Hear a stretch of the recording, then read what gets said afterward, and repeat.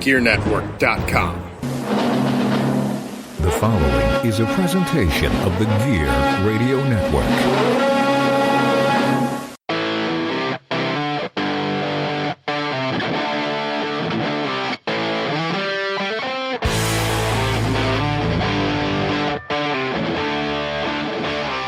What's up, rock soldiers, and welcome back to another episode of All Bets Are Off. I'm your host, Robbie Vegas, and today we have that dude, Rayen. Yep, that's right, Rayen is back, and he wants to talk to you about his new album, It's a Beautiful Day to Be a Bad Motherfucker, so we're giving him that platform to do so. It's a great record, came out on Halloween, I picked it up right away. I think if you're a music fan, a music lover, it needs to go in your collection. So check it out if you haven't already, and listen in. Whether you've heard it or haven't heard it yet, this will be a great interview. Maybe if you haven't picked it up, this interview will entice you to go and get yourself a copy. So before we get into that, don't forget to check out our sponsor, Unchained Muscle. Our Vegas 20 will save you 20% at checkout with Unchained Muscle. It's got all your gym needs, shaker bottles, hats, gym bags, tank tops, men's, women's, leggings, shorts, whatever you need is at unchainedmuscle.uk. Check that out, let us know what you think, and keep supporting those who support this show. So, without further ado, let's get Rayen on the phone. Let's go to the long and winding road of Laurel Canyon. She said, let's go to the long and winding road of Laurel Canyon Boulevard, so we can see the stars. She said, I wanna... All right, Rayen, thank you so much for being back on the All Bets Are Off podcast. You are our first guest to be here twice, so thank you very much for that. I truly appreciate it. Back for more, like Rat. Yeah, that's so funny. The last episode that we did, that was our favorite Rat song that we were talking about. That's pretty cool. I know. There you go. So we brought it together. Thanks for having me, man. Thank you for making the time. Absolutely. So there's been a lot of stuff going on for you since we talked to you last. I gotta say, like, the new album is killer. I love it. Came out on Halloween. I hope all of our listeners already have it. Let's dig into it, man. Let's talk about it. The new record was supposed to be just more or less an expression of, getting something just out of my head. I at first I was going to do a big production and make it sound crazy good and make it for radio. And then I just had this thoughts like, these songs are just expressions. I want to get them out. And I didn't really expect much from it. I thought it'd come out. I thought people would dig it. But it's actually, it's not some crazy hit, but, in the singer-songwriter charts for a week, it was in the top 10 and all the streaming. And people seem to like it. I think they like the honesty. And I recorded those tracks literally just one take. You can hear mess ups in all the tracks. And I kept them in there on purpose because I feel like today's music, people don't do that enough. Because I listen to old music and I hear some of the mess ups, and that's part of what makes it cool for me. So the new record is surprisingly gotten a great response. Like I said, I thought it would just come out, find a few folks, and be what it is, just kind of an acoustic record. But yeah, I'm surprisingly happy that people seem to have connected with it. Oh, well, I gotta say, it is a great record. There's a lot of songs on there that I just can listen to over and over again. I love the last two tracks, Bed and Plane to L.A. I think those are great, great songs, man. Thank you, man. Thank you. I just thought they were throwaway songs, and people just seem to dig them. So I need to stop getting in my own way sometimes with some of the music, I think. But thank you for saying that. Yeah, of course, man. And trust me, I understand. Every time I write a song, I think it's the worst thing I've ever heard. And then somebody else tells me it's good, and I'm like, oh, okay. Welcome to being an artist. Yeah, right. So that's what it is. Do you have favorite tracks on your record that you want to talk about? Do you have the track listing in front of you? I do. Some of the people on my side of the fence that asked me about what songs are about. So it'd be cool to go through the list and just kind of give a brief description. That way I can send them all to your podcast and say, go check out Robbie's podcast, and everything is right there. So we can run down the whole list, and I'll give you an abbreviated explanation, because one thing about my music is they're all real stories or born from real stories, no matter what project I was in. So awesome. Okay. Yeah, we can absolutely do that. I got them all right here. So let's start with the title track. It's a beautiful day to be a bad motherfucker. That is my tribute to a guy that's like a mentor, a friend, a father figure, a guy I've become extremely close with, and his name's C.T. Fletcher. He has a documentary out called My Magnificent Obsession. I think we talked about it last time a little bit, but yes. It was a tribute to him, and it's a tribute, and it was kind of, I think everybody goes through hard times, and then there's that day you wake up and you realize, hey, the sun's out. It's not so bad. You know, you just kind of like, whether it's a heartbreak or you lose somebody or there's a death in the family or whatever it is, there's always a day that comes and you feel better. Not saying that you're over it, but you feel better. And when I was going through some stuff, I woke up and I had just random YouTube on and it played a C.T. Fletcher video.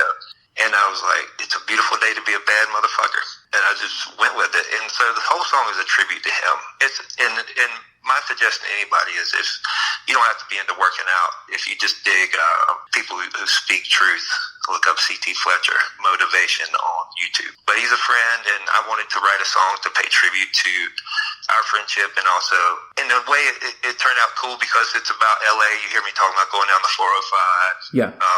You know, in my favorite movie is Pulp Fiction, and the wallet, you know, that Jules had was a bad motherfucker wallet. So, you know, it made sense. It just came together and it made sense for me. So with the shout out to Ric Flair, you had your Ric Flair shirt on. I did, yeah, I did. Talked about Ric Flair, talked about Muhammad Ali, talked about a lot of people I dig, and it's just more or less just a tribute, and it's also you know, since it's come out, I had a few people write me and just say, hey man, I've listened to that song over and over and over again, and it's catchy, and I sing it, and it makes my day better. So if that, you know, if it reaches a couple of people and makes them feel like a bad motherfucker, then that's exactly what I wanted. So.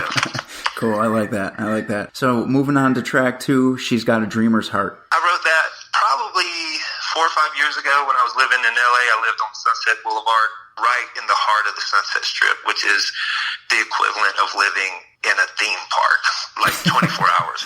And that's where everybody goes who's trying to make it. So I'd go eat sushi and see Jay-Z sitting at the restaurant. But then you'd always see the people who were trying to make it. And the one thing is you'd always, when I was walk my dog, I'd always see a bus stop of people, and you could tell the people that got off the bus with their backpacks and were like, I'm ready, let's make it. And I'm like, you know what, that's awesome. You know, I got a dreamer's heart. And I just kind of wrote it about people who are just going for their dreams.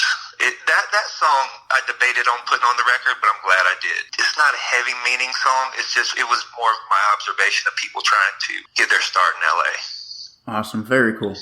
So then we move on to track 3, which is Love Like a Tom Petty Song. That's another LA song. I never got into Tom Petty ever. I never didn't like him, but my satellite radio was on Tom Petty radio when I was living in California, and literally the songs would come to life for me. And because his lyrics were all about LA, like he'd name drop stuff that we just sing. It's all right being from the East Coast, but we have no idea what it is. Yeah. Out there, you know, he'll name drop Pink's, which is a hot dog place, in a random song, and you're just like, there's Pink's. I see what he's talking about. So I became completely a fan, which is cool because, you know, when you get older in life, you want to discover new things. And basically I took some of the ideas, and I'm like, you know what? If you could find somebody like this person he's describing, because Tom Petty always wrote about love, and he described usually good, awesome, you know, wholesome people, and this is the people you want to look for. I'm like, everybody should try to find a love like a Tom Petty song. And when I said that, I immediately thought that's a great name for a song. And so it was just, it's another tribute, and it's more or less saying, if you're with somebody and you feel like a Tom Petty song, then you're probably with the right person. That's excellent. And, you know, that title is the one that stuck out to me the most when I just looked through the track listings before I listened to anything. So that's funny that you say that. As soon as I saw that, and just like you, I was never huge into Tom Petty. I like Tom Petty, but just for whatever reason, that track just stuck out to me before I even heard it. Yeah, there was a moment, and I remember it vividly. I was going up Mulholland, or Laurel Canyon, and I was about to go over Mulholland, and Free Fallin' was on, and he sang the lyric, over Mulholland, Yes. I'll drive down Ventura Boulevard. And at the end of Mulholland was Ventura, or at the end of Laurel Canyon. I was like, I just lived this Tom Petty song in real time. I just lived this song in real time. And it really made me connect with him.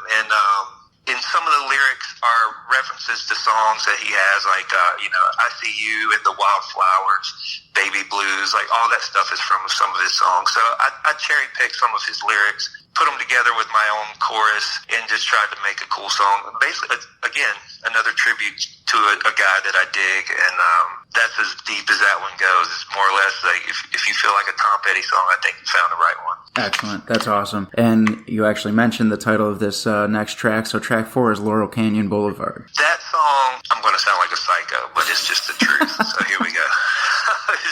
It's just exactly what it is. Well, if you've ever been to LA and you've driven down Laurel Canyon and you land at sunset, there's a gas station right there, and across the street there's a Crunch Gym and like this little center with a Starbucks, the Laugh Factory. But I live right there on that block, like within 100 yards. And my dog at the time, once in a while I'd take him to the top of the hill and just drive down and let him like stick his head out the window. It was like he thought it was the best thing that ever in the history of ever. He liked it better. He liked it better than playing fetch. He liked it better than running around the dog park with other dogs. That was his thing. So once in a blue moon, when I was just hanging and had some free time, I'd just grab the dog and say, "Let's go." And it got to the point where he knew the word canyon. So I'd say, "You want to go to the?" I'd say, "You want to go to the canyon?" And he would go berserk. So I couldn't write about my dog, so I had to kind of rephrase it about a girl. So and that's kind of the old songwriter standard. Is this? You're writing about something deeper, just wrap it around a love interest and it'll make sense for everybody else. So, but actually this song is about me taking my dog down that road. And if you've ever been down that road, you'll know, you would think to yourself, my dog would love this. Stick their head out the window and, but that was another song. I was just like, but people seem to like it. So, Great track, man. It really is. Oh, thank you. And that brings us to track 5, which is I Still Know How to Dance. That song is probably the realest song on the record, like as far as real. And that song was really written out of an honest place, and it's about survival. People think like some folks think it's a breakup song. Some folks think it's whatever, and on the surface it can be portrayed as that, like, but at the end of the day, it's like, you pick yourself up, you might be injured, you might not be able to, run an 8-minute mile anymore, but I can still run a mile. Like, it's just more or less a celebration, like, I'm still here. But just one day I wrote that song, it's like, so the song is about survival. It's not about a breakup, it's about waking up and going, I survived. Yeah. And so the song is just about, hey, you know what, I may have lost a few steps, but I still know how to dance.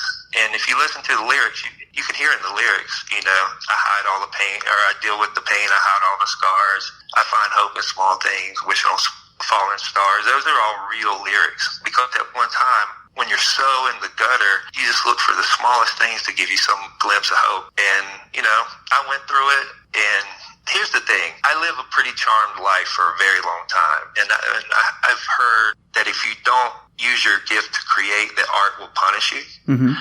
And I think art wanted to punish me into creating, because that song came straight out of pain. Wow. And and some of the underlinings of the record was about some of that stuff, but I think I'm glad I went through it, because it put me in a place to create again, because every artist needs inspiration, and there's no better inspiration than pain. That's true. Any great artist will say that, and that's just, I've been writing songs my whole life, and nothing will get you behind the guitar expressing yourself more than great love or great pain. Yeah, so. I agree. I totally agree with that. Wow. I'm going to look at that song a little bit different next time I listen to it, that's for sure. Yeah. It's a survival song. But, the great thing about music is if you're going through your own thing, you can interpret it how you want. But that's what the song's about. Yeah. So. Okay. Excellent. So we're moving on to track 6 here, which is Pour On Rain, the Halloween demo. And for most of us, the first time we heard this song was Bourbon Crow with You and Wednesday. So Walk us through putting the demo on there. That's the original demo that I laid the idea down. And the word Halloween at at the time, because we were trying to present ourselves in a way of people hearing us write real songs. So we were trying to stay away from total cliche stuff, even though we both live in cliche world, which is fantastic. You know, I'm usually the first to I'm usually the first to jump on cliche, which is why I put Halloween in there. Yeah.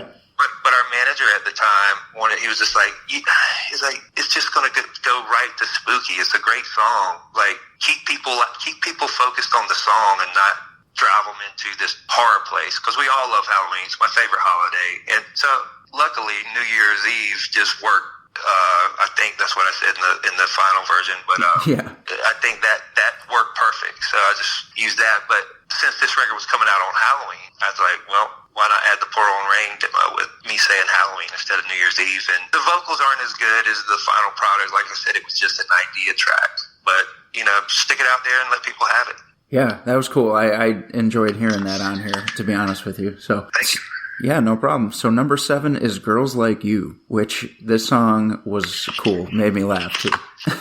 Yeah, when I started writing music, if you listen to my really early stuff, I used to write a lot of innuendo, and I try to say things that people haven't said before, and I tried to be clever. Whether I accomplished that or not is who knows. But that song really is.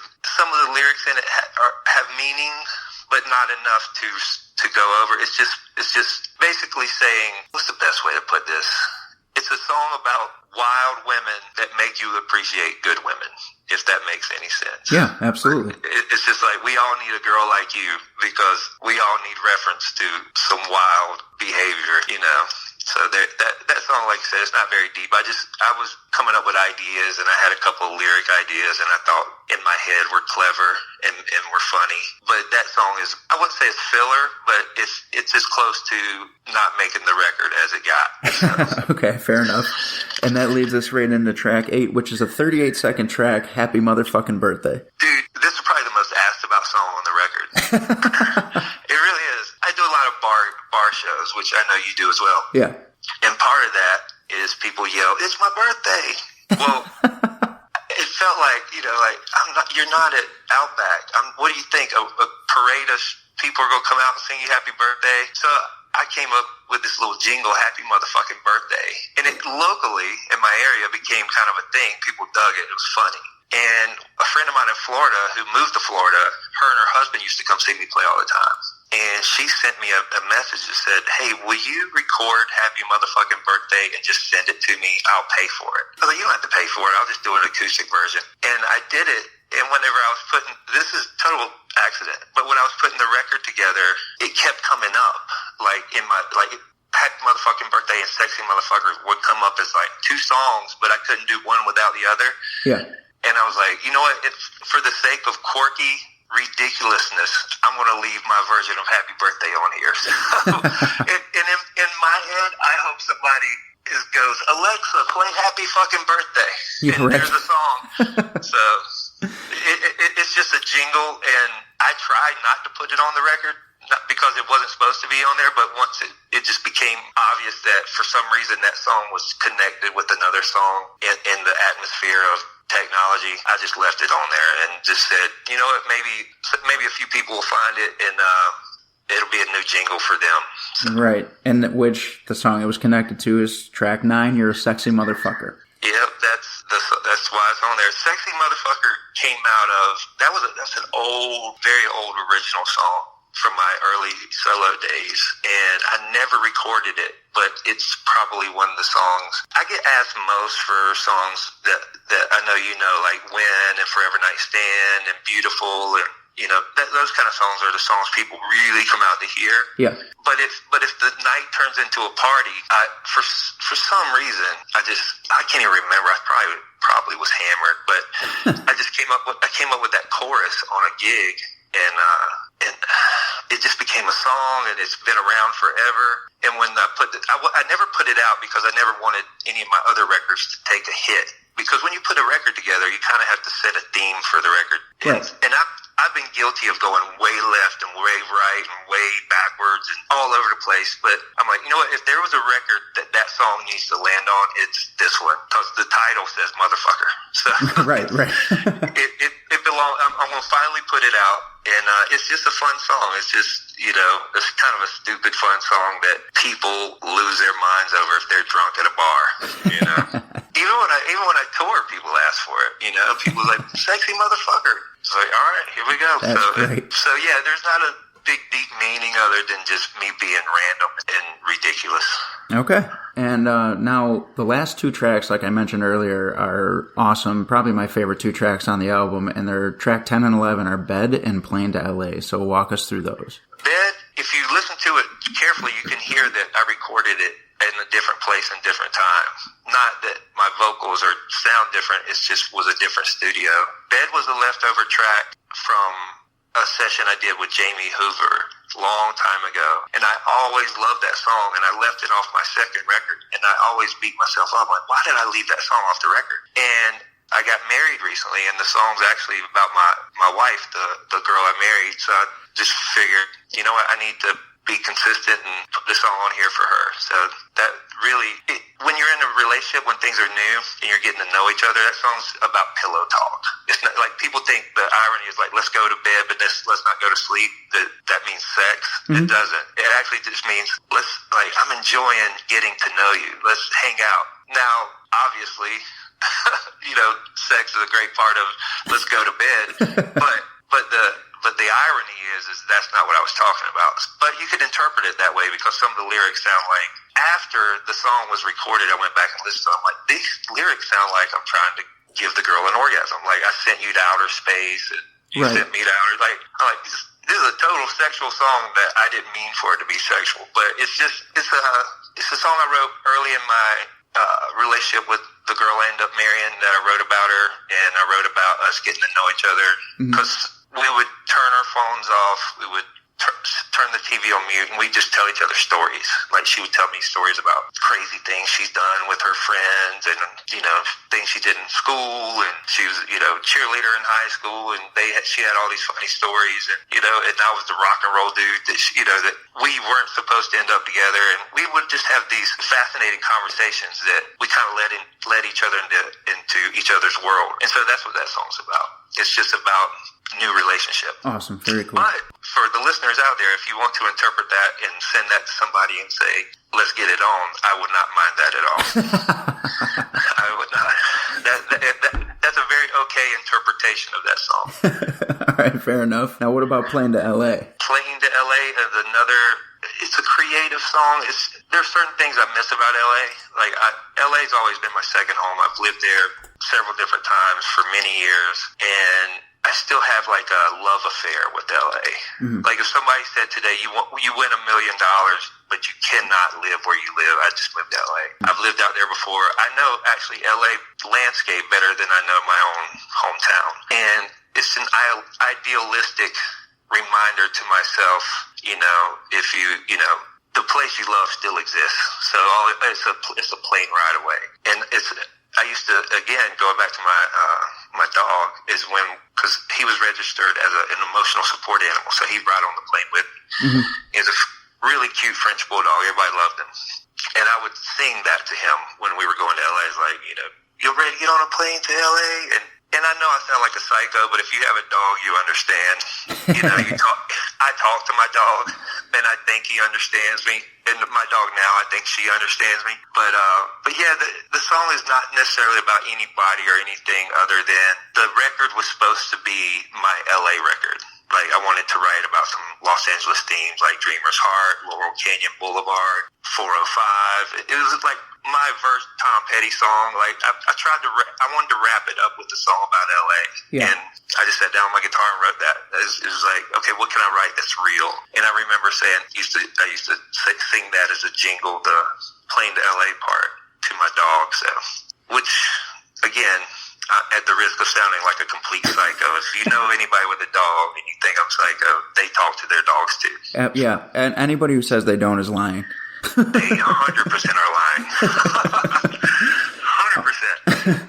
Well, awesome, man. Thank you for taking us through those tracks. That was really cool. And I got to say, for anybody listening who doesn't yet have the record, please go and check it out. I love this record. I listen to it all the time. It's only been out for a short time, and I've already listened to it all the way through so many times I lost count. So there's not a track that I skip. So definitely check that out. Yeah, for sure. And for all your listeners, jump on the new All Bets Are Off Twitter page and let us know what your favorite tracks are, because we're interested. So it's at ABAO Pod. So check that out too. So for all my friends listening, for all my fans and friends who are listening to this, do me a favor and follow my friend Robbie. And he has a lot of great podcasts about a lot of cool stuff that we all like. And he's new in the game, but he's fantastic at it. That's why I came back to him for part 2. I turn down podcasts all the time. In fact, I think I've done yours, Robbie. I think I've done one other, and I've probably been asked by 500 people to do them. So I appreciate that. I really do, man. Yeah, so everybody check it out. Is there a Facebook page for it? There's not a Facebook for it. There's just the Twitter. Yep. And then I promote it on my personal Instagram at RobbieV13. RobbieV13. ROBBY13 at Instagram. Yep. Okay. RobbieV13? RobbieV13, yep. Okay. V is in Vegas, if you don't know that, people. That's right. So now, speaking of you being on twice, the last time we talked to you, we also, aside from your record that just came out, we talked about the Bourbon Crow vinyls, and they were also not out yet. So give us an update on that. Those came out absolutely ridiculously better than I had hoped. The idea was to do something that I've never seen, Wednesday's never seen, that the fans would like. The one thing that the fans asked me for the most were the records on vinyl. But it would have been easy and lazy to just take the covers and the songs and just stick them in a copy and paste and hit order. But I didn't want to do that. I was like, why don't we make something special out of this? So I kind of reinvented them in a movie poster way. So if you look at the first one, it's like part 1, Highways to Hangovers, and the second one is part 2, Long Way to the Bottom. And it's kind of presented in a movie way, and the records are actually, they're not Pixar level 3D, but they're old technology 3D prints. So if you had 3D glasses, you can see the gun on the first one kind of moving around, the pumpkin on the second one lights up, the glass on the third one kind of comes to life a little bit. So I did a 3D release. Every vinyl is a different color. So which to me would hopefully inspire people to, like, if they wanted to have all of one color to make friends and trade, kind of like I did. I don't know if you did, but I used to do that when I was a kid before the internet and everything. I sound really old, but it's true. Back then, you used to trade tapes and trade, like, I want the green version of that one. Well, I got the red version, and so every vinyl is different color, meaning every one. Like if you bought 3 sets, you'd get 9 different color vinyl. Oh, wow. Okay. That's the idea. I'm sure you'll stumble upon some people who probably got, 2 red ones or whatever, but yeah, for the most part, they're all different. It came with the trick-or-treat bag that was printed, which I've never seen anybody do. And inside the trick-or-treat bag was a pair of 3D glasses, tickets to the Bourbon Crow Festival, which is what I called it, like the event, because right now we're not an active band. Right. Wednesday's on Nuclear Blast. He's doing his thing. He's got a big push going right now for his new record. I'm doing my thing. My standard answer is like, have you guys broken up? As long as we're alive, we're not broken up. Motley Crue. But as long as we're alive, we're not broken up. But I just talked to him yesterday. We're just not an active band. We're just both doing our thing. But we can actively, because we own the masters, we can celebrate the catalog. So I'm like, why don't we do a Bourbon Crow Fest where you get 2 tickets to this triple feature, which is how it's all laid out, and you can check out the records and just everybody on this day check out Bourbon Crow. And they did, and they hashtagged it. I got a ton of people who dug it. And, I think every year that we're not active, I want to try to find a unique way to celebrate our catalog, because we have enough. We have, like, the vinyls not only have the original track list, I put extra songs on them. Okay. So you got a new cover, you got a colored vinyl, bonus songs, bonus pictures. It came with a 11x17 insert with like a ton of photos, trick or treat bag, a sticker, tickets to the festival, which was just a symbolic festival. There was no real festival. I had to explain that so many times. I'm like, did I outthink myself? Like, am I an idiot? Because it says on the poster, like, there is no actual event. This is just the way I wanted to present it, like a triple feature. Right. So it can't, but you know what? I've had nothing. I haven't, every product I ever have put out or been a part of, I have found a few people just didn't like it. The packaging, they were complaints. Even if it were overwhelmingly positive, like the last Bourbon Crow box set, 99% of people loved it. Even though it wasn't in great detail, it was all like black and gray, but it came with all the records or all the CDs. There was 1 or 2% of people that just didn't like the presentation. This vinyl set, I've had literally zero complaints. That's fantastic. It's limited to 250. Wednesday has about 50 as of yesterday. He's selling on tour. So if you go see Wednesday and you want to pick up the set, pick them up. Because once they're gone, they are gone. You know, this isn't a infomercial where I'm like, and we're back. No, there won't. The process of making and ordering and sending out vinyl is a process that is just overwhelmingly time consuming. And I'm glad I did it, but I'm not going to press more. This set, when they're gone, they're gone. So I have about 30 or 40 sets left. I have them on eBay. Wednesday has 50 sets, and then once those are gone, they're gone. And next year I think I want to do a new thing to celebrate the catalog. I don't know, maybe I'll put them out on cassette, or maybe do a VHS, do something ridiculous that nobody's done, because you could go to Barnes and Noble or Hot Topic and get the same standard merch from every band and same standard stuff, but I don't know. I like doing stuff I've never seen. So yeah, I agree. I think it keeps it fun for the fans too. You know, it's just different stuff, especially for people like me who are into those kind of things. It's like, oh, finally somebody who does things I like. You know what I mean? Yeah, and that's always like Thelonious Monk said, real genius is the one who's most like himself. And I don't consider myself a genius on any level, but I just consider myself, I've evolved to trying to be more like myself when it comes to putting out stuff. Because I used to care, like, well, this is what blah, blah, blah did, and they put out a CD, and they did a video, and they did this for their MySpace or whatever it was. I would try to copy them, and now I just do what I want to do. It's like, you know what? If you like it, great. But if you support me, you'll probably like it. But by the fact that nobody's complained, nobody's had a negative word to say about it, and probably at this point, close to 200 people have either got it or been got to see it or hold it in their hands. Nobody said anything but good things. I think moving forward, the quirky ideas and the different ideas are just kind of what I want to stick with. I want to just be true to who I am, who I know Wednesday is, and with the Bourbon Crow catalog, and we'll still celebrate it. And, to answer the undying question, will we ever put out another record? I don't know.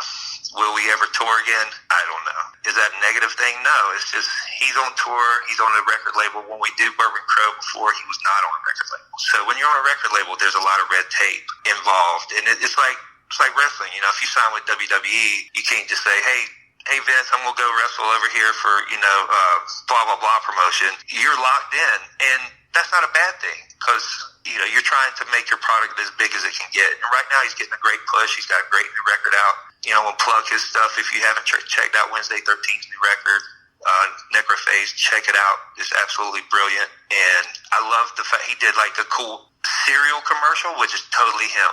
Yes. And that goes back to what I said. You've never seen that before. Out of all the shock rock guys, you've never seen the guy make a cereal commercial. Yes, the Necroflakes. That was great. Yeah, but he made a cereal commercial, and it's brilliant, and I love it. So everybody check out his stuff. Will there be a place and time that we do another thing with Bourbon Crow? If I had to bet, I'd say yes, but it wouldn't surprise me if he stayed on Nuclear Blast and had a fantastic career. So, which is really if you like the guy, you want him to have a good career. So, by way of that, it'll be a while. Let's put it that way. Right. Okay, fair enough. But, we both still love the project. We both still love the music. We both still want to celebrate it.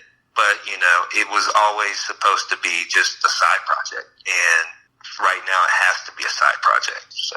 Okay. All right. Very cool. Now, talking about Wednesday, we're talking about the Bourbon Crow, coming in the trick-or-treat bags and things like that. So let's talk some horror movies that came out this year. One in particular that I want to ask you about. Did you see the new Pet Sematary? Unfortunately, I did. So, being the horror fan that you are, tell me what you thought. You know what? I'm not going to try. I don't shit on remakes because in the last podcast, I think I even said I appreciate remakes, even if this is not for me. It will usually open the doors for people to check out the old one. Yes.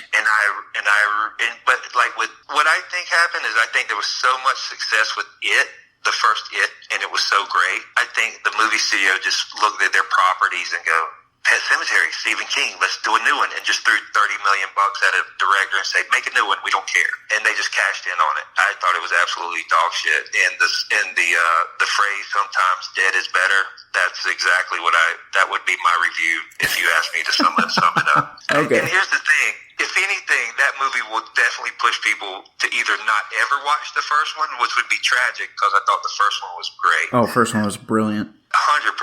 But that's my hopes is that maybe people go, well, there's got to be something to this, so let me check out the first one. Mm-hmm. I just think that they tried too hard to make it different. I thought the trying to what frustrates me is that every horror fan can tell you this. They're simple formulas. Jason, when they put Jason in outer space, I was like, what the fuck are you doing? Yep. You know what I mean? What are you doing? Put him in a forest, put a bunch of teenagers who are partying, and have him kill all of them. That can be every Jason from here on out, and your fans will love every one of them. Yep. You don't outcoach yourself when it comes to these movies, and I think that's what happened with Pet Cemetery. And I'm going off on a little rant because I was in the theater like going, what the fuck am I watching? Yeah, I went to see it in the theater also by myself. I sat in the back of the theater, and I'm focused on this movie. I'm completely alone, and I left there with like, that was about it. Like, I couldn't think anything else. I was just like, whatever. It's like the movie It, yeah. And It Too, I thought, and Dr. Sleep, even the new Dr. Sleep. I think all those movies did a great service to Stephen King's work. I thought Pet Cemetery was a studio trying to cash in on it, and you can kind of, once you get a little older and you see enough movies, you can kind of tell when there's a focus on making something good like It, and then just them throwing money behind something to cash in, and like the new Pet Cemetery. Yeah, it just becomes obvious. Yeah, I agree. It was all about just having that title slapped on it, Pet Cemetery, and that was that. Now, earlier you mentioned that you got married, so congratulations. Thank you. My question regarding movies is your wife into horror movies as well, or when you guys watch movies together, is it completely different? You know what? One of the things I love about her is that we are different. I find in my past relationships, if you're too much alike, you just end up being best friends. You don't really you don't have that opposites attract thing. And she absolutely hates horror movies. But oddly enough, in our wedding, she vowed to watch one horror movie with me for Halloween a year. That was one of her vows, which was great. I thought she was like, it surprised me. She's like, and I vow to watch one horror movie with you a year because she knows I dig them, and she always comes through. So yeah, she's not a fan of horror, but you know what? I have I go off on a little random movie thing about, you talking about her? Yeah. Two nights ago, she wanted to see the movie Last Christmas, which has the chick from Game of Thrones in it, and the guy from Crazy Rich Asians. And both of them are great actors. And I thought, okay, it's a romantic comedy. I'll go deal with it. It is what it is. It'll be okay. And I thought the movie was amazing, and she hated it. It's like, at the end of it, I wasn't crying, but I was definitely like in my feelings. I was like, man, this movie just got me. It got me. And she's over there looking at her watch like, gosh, will this hurry up and get over with? So movies are crazy, but you know what? I think the fact that she likes movies and one of our favorite things to do together is to go to the movies. I think that's what kind of connects us. So awesome, very cool. And now I'm going to go see that movie, by the way. Dude, you got to. It's the whole soundtrack is George Michael, Last Christmas. You hear that about 100 times, but the rest of the soundtrack is him. And I think that's why I liked it, because it was quirky. Yeah. Like some director goes, fuck a soundtrack, I'm using George Michael, and fuck you if you don't like it. Right. It was brilliant. And I thought there's a fantastic, like, no spoilers, because if you get spoiled, the movie doesn't work. But try to avoid spoilers, and anybody out there that's a metal wrestling horror person, I promise you won't hate it. It was actually really a great movie. Well, I'm gonna grab my lady and tell her that we're going to the movies, and she's gonna assume that it's a horror film, so it'll throw her off a bit because she hates them too. So there you go. And you could be like, you know what? I wanted to see this because I knew you would love it. That's it. And you'll probably have the same experience where you're like, I love that movie, and then she'll be like, whatever. Yeah. But no, if anybody's listening and you want to go see a Christmas movie and you struggle with cheesy romantic comedies, Last Christmas was fantastic, and I dug it. So take your girl or take your guy, whoever's into rom-coms, and go check it out. It's a win-win movie. Awesome. And I'm definitely doing that. Now, we're going to curve away from music real quick. We're going to curve away from movies real quick. And I want to ask you, because the last time we spoke, this wasn't a thing yet. What do you think about All Elite Wrestling? I think All Elite reminds me of the NWO.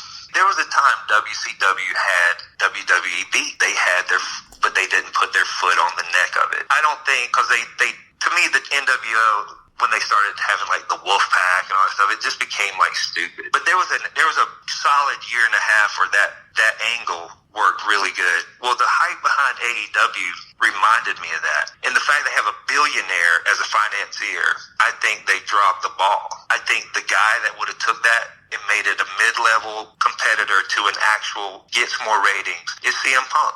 CM Punk just went to Fox as a broadcaster. A billionaire, here's the thing. When I say this, there's a wrestling innuendo. If you get it, you get it. Everybody has a price. And period. If you throw enough money at CM Punk, he would have came and that promotion would have, I think that promotion would have maybe not been WWE, but right on the heels. Because I love Chris Jericho, but he needs another guy. He needs another A-list guy. And they have a lot of B and C-list guys, but they need another A-list guy. They're trying to make A-list guys out of B-list guys, and I think that's where they're messing up. They should have threw everything they had at getting CM Punk and ran a big angle of him and Jericho, and I think that would have put them on the map. But instead, somebody, whether it be ego or whether it be personality clashes, who knows what it is, somebody decided not to do that, and that was the biggest ball drop, in my opinion. And even if CM Punk was still in contract, if you have $1 billion, you can get that contract bought out. Not saying you throw $1 billion at the guy, but it wouldn't have taken $1 billion. He's not making that much commentating for Fox. Right. So he was looking for a gig. It's just I think AEW, their future is going to be if they can make stars. And I think right now they're running the Jericho thing kind of hard. And I love Jericho, but you can't win with one all-star. Right. You know, you look at the NBA. You know, I hate to switch this into sports, but like the people that are winning are the people that are putting 3 or 4 all-stars on the same team and really going out dominating. You look at WWE. Attitude Era, they had Stone Cold, they had The Rock, they had Mick Foley, they had The Undertaker, they had blah, blah, blah, blah, blah. If any given night one star didn't pop, you had 4 or 5 others in line that were just as strong. With AEW, my opinion, if Jericho doesn't get over, the show sucks. But here's the thing. I'm such a wrestling fan. I'm really happy that they exist. I really do enjoy their product. It reminds me a little bit of old Jim Crockett Promotions out of Charlotte. But I'm just, as a person that understands the business to a degree, I just was like, why didn't you go get the hottest free agent out there? Because Chris Jericho, love him, but he was not the hottest free agent. Right. He was just an A-list superstar. But the hottest free agent that would have turned everybody's heads is if they would have had CM Punk play in Living Color, hold the personality, and walk down that aisle. Because I know I would have been into it. And they didn't. Yeah. And so I think now it's going to really, because see, the NWO angle, in my opinion, was smart because they took stars.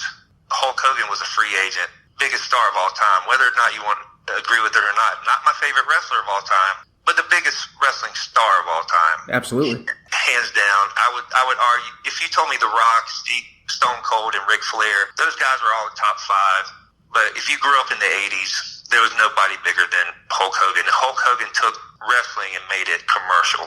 Yeah. And they got him. They got Kevin Nash. They got Razor Ramon. They went and got real superstars where if Hulk Hogan didn't pop, they had Kevin Nash who could get over. They had this guy who could get over. And that's why it worked.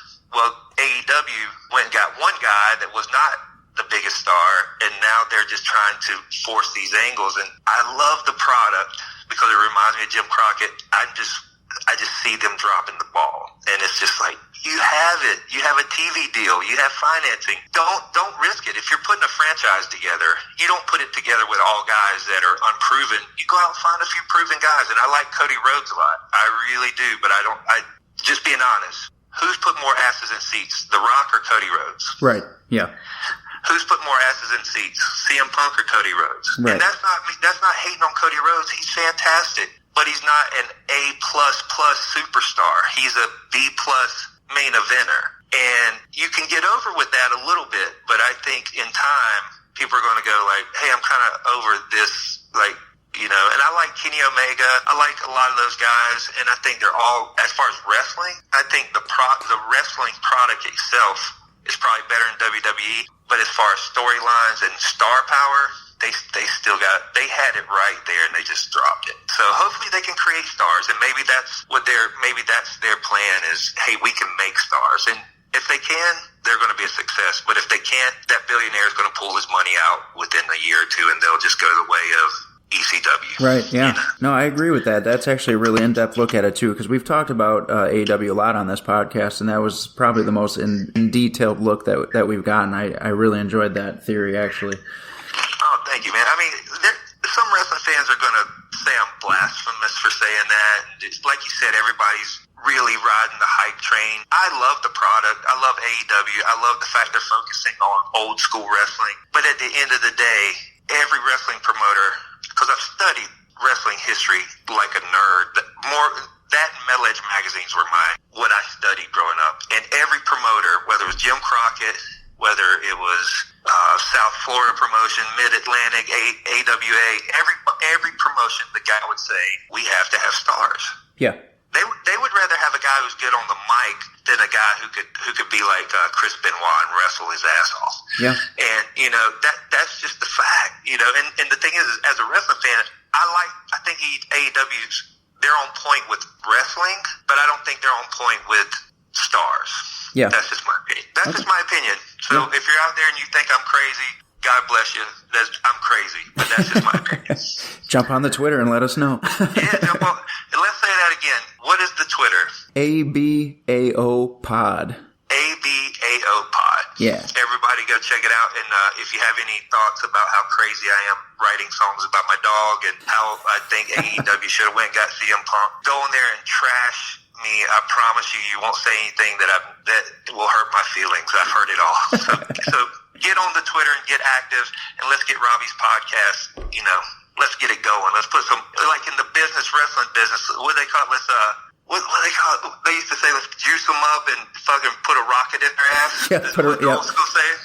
Let's put a rocket in the ass of the ABAO Pod Twitter. Let's put a rocket in Robbie's podcast ass and send it up.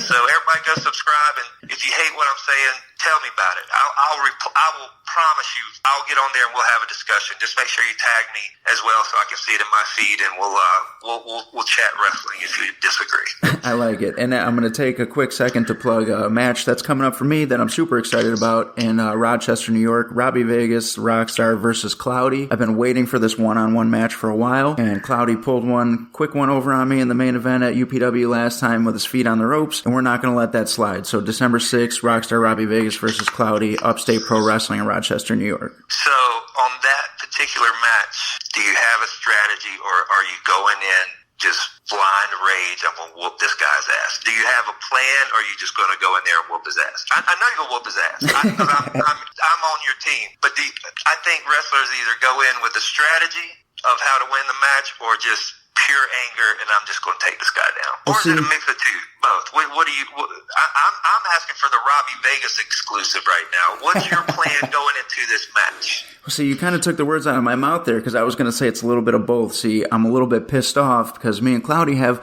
a little bit of a history with each other. And if he remembers, I'm the one who took the tag team titles off of them in the first place, and now we're going at it singles, and he just let me in on his strategy because, see, he can't beat me clean. This dude needs to cheat, so I need to outsmart him, but I'm already pissed off, so he's getting his ass kicked regardless. Just keep the him off the ropes, and you're gonna be all right. So that's it. You know as well. All right, cool. Well, everybody out there, I vouch for Robbie's wrestling is fantastic, and the guy is unbelievable. And not only will you enjoy his matches, but I promise you'll see this guy move up the ranks because.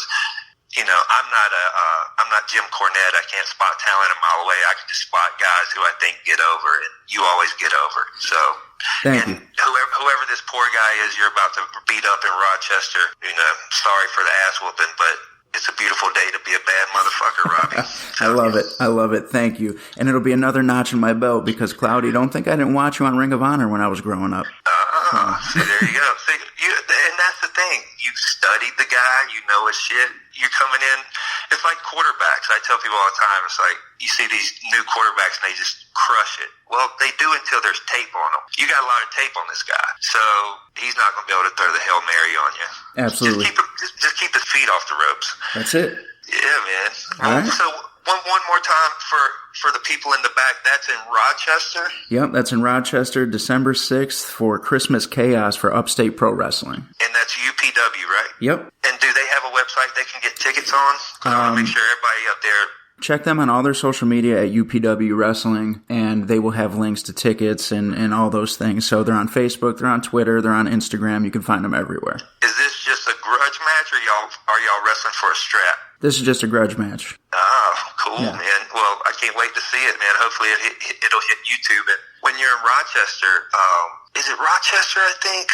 Or Syracuse? No, I think it's Syracuse that had this ridiculously big guitar store that I went to. Rochester, the House of Guitars. House of Guitar, is that Rochester? Yes. Mm-hmm. Okay, well, if you make the trip, if you're a wrestling fan, you make the trip to see this match, during the day, carve out some time to go to the House of Guitars because it was unbelievable. Oh my God, it's unreal in this place. I got some really cool like vintage Poison shirts and all kinds of albums and cassettes and CDs and drums and guitars. Everything you can think of is in this place. It's amazing. And they still sell cassettes. Yeah. So they have it all. Well, speaking of Poison, let me ask you, how do you feel about this announcement with Poison, Motley Crue, and Def Leppard? All right, so this was going to be the thing that I asked you about last because it's such big news, so let's dig into this. I am so excited about this tour. I can't even believe I'm about to see this, and it's a stadium tour across the U.S., which makes it that much better. I'm beyond excited. How about you? I feel the exact same way, I think there's still another band to be announced. What I like that most people aren't really getting is Def Leppard is made up mostly of original members, at least the ones that are alive. Yes. Motley Crue is going to be all original. Poison's going to be all original. Yes. For the people that like 80s music, going to see a band you like and it be all original is nearly impossible. You know, I'm not shitting on anybody, but you go see a band, you're lucky if they got one original guy. Right. So I think this is my just conspiracy theory, 80s metal maniac. I think somebody's going to pull the string and finally get Skid Row reunited. I knew you were going to see that. Yeah. With Rob Fuso and Sebastian Bach, they get both of those guys back and have a big four of 80s. Yes. You know, because I think it needs that. I think it needs one more act. Because Motley Crue, a lot of people don't know this, and I just know it because I have friends who work at Netflix. That movie overperformed by like 1,000. They had no idea the Dirt was going to be that big. And I think what you're going to see is that kids growing up are going, wait, there was a time where you could have fun and not end your life over it? Like you could have a bad night and get crazy and just, wait, there was an era of that? And all these kids went out and bought the Motley Crue catalog, and they have a whole new legion of fans who just want to go out and have fun. Absolutely. They just want to live in that era for a night, and if you're one of those people, I highly suggest it. Motley Crue's getting a lot of shit right now because the last tour is supposed to be the farewell tour, but here's what I say is I see both sides of it. I agree. If you spend a shit ton of money to go to that last tour, I 100% agree with you, but nobody saw the Dirt coming. Right. Nobody saw how big that movie was going to be. Nobody saw how many. Dude, I think each of those first 5 records sold over 1 million copies after that movie was released, which is crazy in this day. Yeah. You have all these new fans. So here's the thing. I give Motley Crue a pass on it because nobody saw that coming. I think they legitimately thought the last tour was it. But when somebody comes and, using the wrestling term, sticks a rocket in your ass and sends you out, you just got to go. You know, that's what I think that's what's going on. And Def Leppard, I've always liked Def Leppard's music. To be honest, I'm more excited to see Poison than Def Leppard. That's just me. But but I personally, my gut tells me that somebody's going to find the money to throw at Skid Row to bring Rob and Sebastian Bach, and that's going to be the mega tour next year. That's my gut. I 100% agree. 100%. That was my very first thought. I brought it up to my cousin who we did the greatest hair metal albums with for our last episode, and he thinks that would be not a good spot for Skid Row being the opening act on a show like that, because they could be huge with Sebastian Bach back in the group. But I still think that would be one of the greatest shows of all time to have those four bands with the original lineups, and I think it would be a missed opportunity if somebody didn't make that happen. I 100% agree, because nobody, I mean, and again, not talking shit, but nobody wants to see Rat with one original guy. Right. Nobody wants to see, look, but I would say since Tracy and Phil got back together, LA Guns would be a good fourth if they could not pull off Skid Row. Yep. And they're road tested and they're tight as a band, and I wouldn't hate that, but I think just like CM Punk for AEW, I think the obvious low-hanging fruit that's got to be made is Skid Row. Give them separate tour buses. Motley Crue does that. Right. None of those guys. When I was in Wednesday, we did festivals with Motley Crue. They don't really hang out with each other. Right. They see each other on stage. They rock out. They do their thing. If it's that big of a deal, get Sebastian his own tour bus, but make it happen. That's the obvious band to add to that bill. I very much agree. Very much agree. I think they've been holding out for too long. It's done, guys. It's time, Yeah, and it's a stadium tour. And the thing is here's the thing.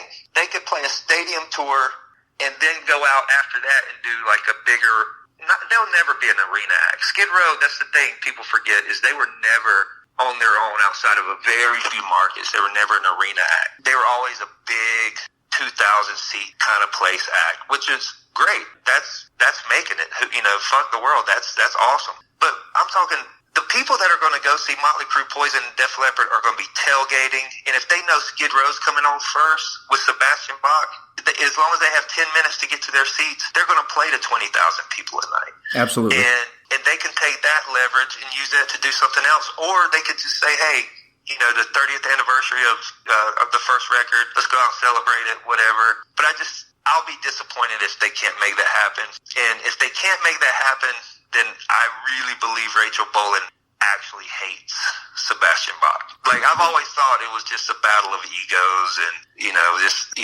but sometimes people need each other.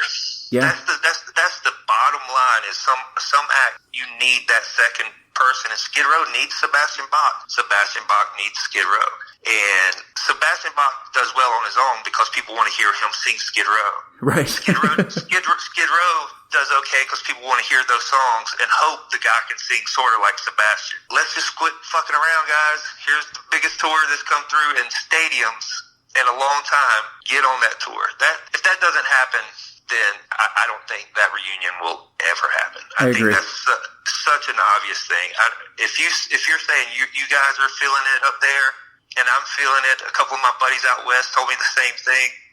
They have to try to make it happen. So. I agree, and just like you said, I think if it doesn't happen now, we're never going to see it. So no. I'm hoping for it. I think that would be one of the biggest tours in the history of music if that were to happen. I agree. Who's headlining? Is Motley or Def Leppard headlining? Motley. See, that's what I thought. I hope so. So right now it's just Poison, Def Leppard. I heard through sources, and whether or not this is true, but sometimes if you're in the know, you do hear real shit. I heard at the end of the day there's going to be 5 bands. Oh, really? Yeah. Wow. Those are the 3 anchor bands that they could get right now. Part of the thing is it's got to be original dudes. Right. Like they don't want to send out some like Great White with the original drum tech on drums. Because it's gotten that bad for some of those bands. Like, I'm not going to name names, but there are bands that don't have any original members playing. Yes. Yep. I know. Mm-hmm. So I think this is going to be in our lifetime last time to see these bands with the original lineups in one night. 100%. So we could be looking at even bands like LA Guns, Firehouse, Stryper, if Tom Kiefer decides to jump back with Cinderella. So there's some options, but I think Skid Row needs to be on that tour regardless if there's 4 or 5 bands. Going back to what I was saying earlier, I will maintain this for life. As long as the people who were in anything you like are alive, they're not broken up. Somebody can come along with enough money and make you reunite. There's no such thing until somebody dies. But here's the thing: back in the 70s, if you lost a member to death, they didn't move on. Led Zeppelin being the perfect example of that. When Bonham died, they said fuck it. They never did anything really hardly. Right. Yeah. But today, if a guy catches a cold, they're making phone calls to their neighbor. Hey, you know a guitar player? Like it's just so nice. It's just so refreshing to see a tour that's trying their best to keep the integrity of the original acts. And I could see LA Guns doing that with Phil and Tracy because they were the two. They needed each other. Mm-hmm. You know, they both tried it on their own, and they both realized, hey, we need each other. You know. Yep, so, I agree.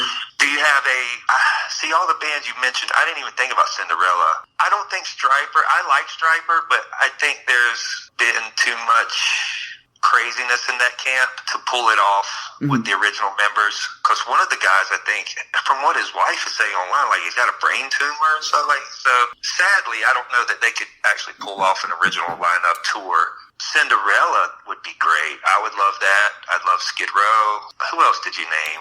Firehouse. See, Firehouse is from Charlotte, where I'm talking to you from right now. There used to be a band called White Heat, which today would make them sound racist. but back then, but that's just the reality. Back then, White Heat was a cool band name, but I don't know why they changed it to Firehouse. But CJ Snare got discovered. I know the lady that hooked him and the guitar player, Bill Leverty, which those guys need each other. Yeah. The lady who saw CJ Snare saw him singing in a Holiday Inn, like, I don't know whether he was in a cover band or if he was sitting in with the band, but she was like, you're unbelievable, and I know an unbelievable guitar player. And she linked them up, and bing, bada, boom, next thing you know, they are who they are. But I think you're right. I think Firehouse could be a contender.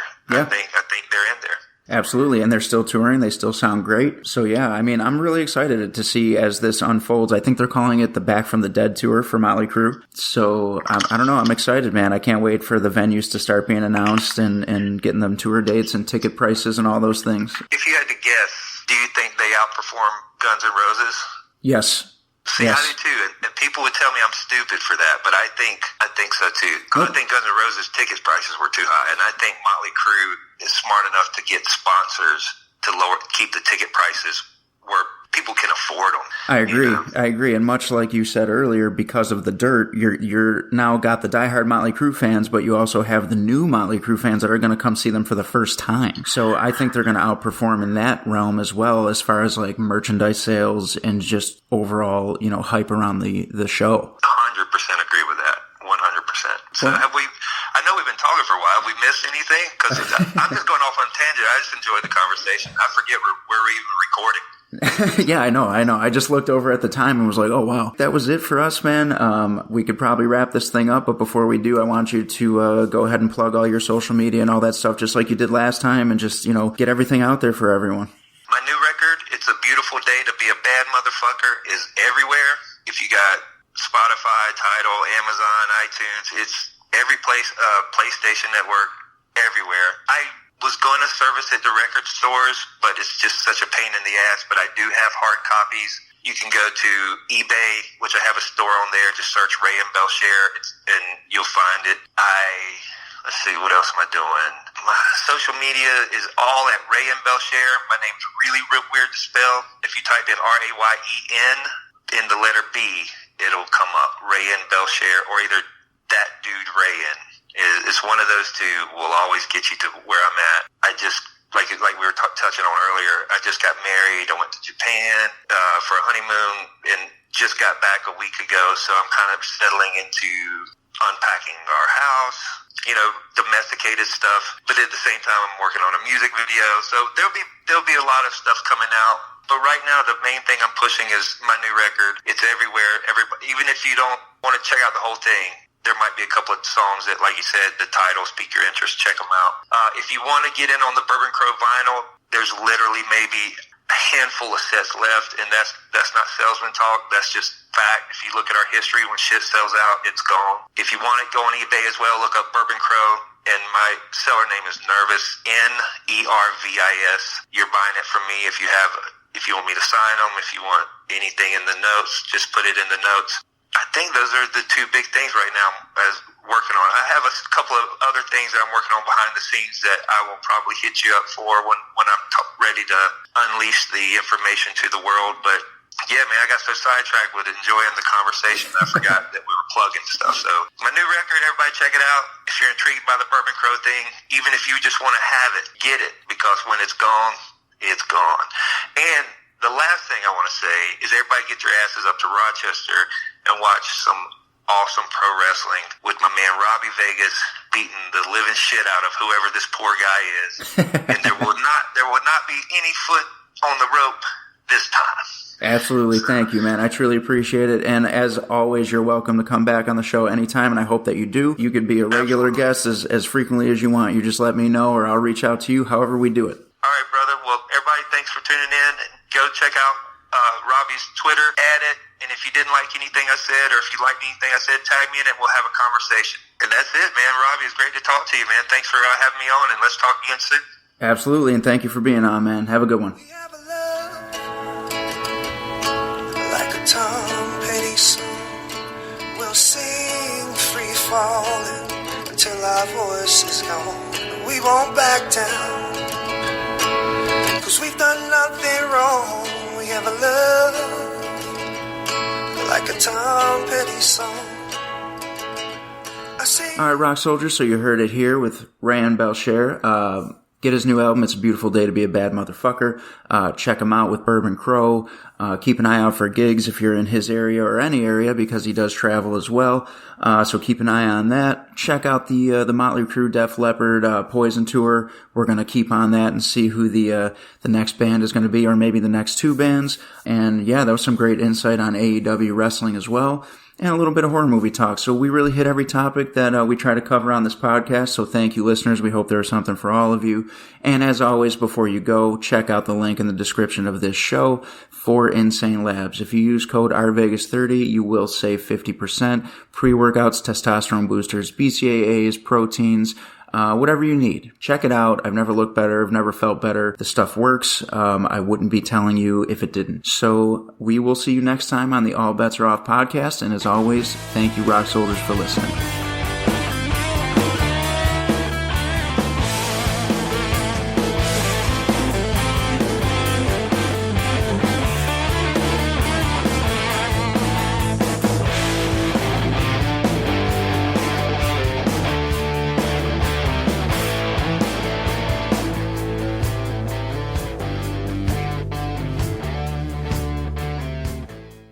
The preceding presentation has been brought to you by the Gear Network.